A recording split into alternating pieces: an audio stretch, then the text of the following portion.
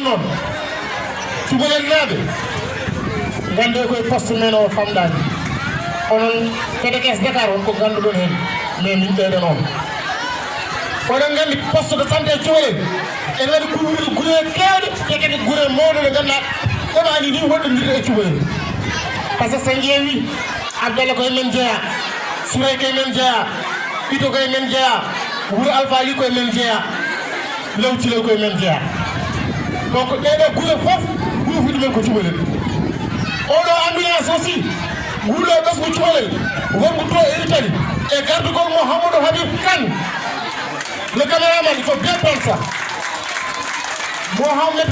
Mouhamadou Habib Kane Cubalel a un grand merci pour vous.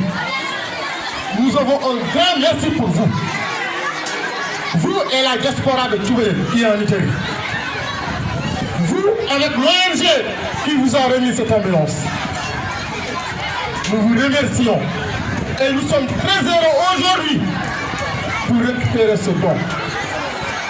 Je m'excuse, c'est un élève de Saint-Modèle qui vous adresse ces paroles.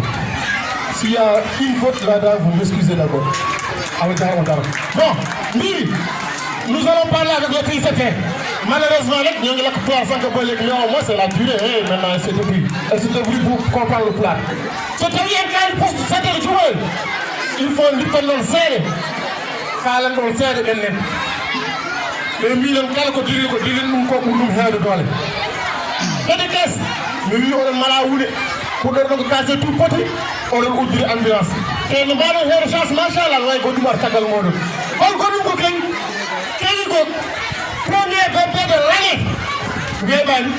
Le fond du rêve de Tony et les Iranais.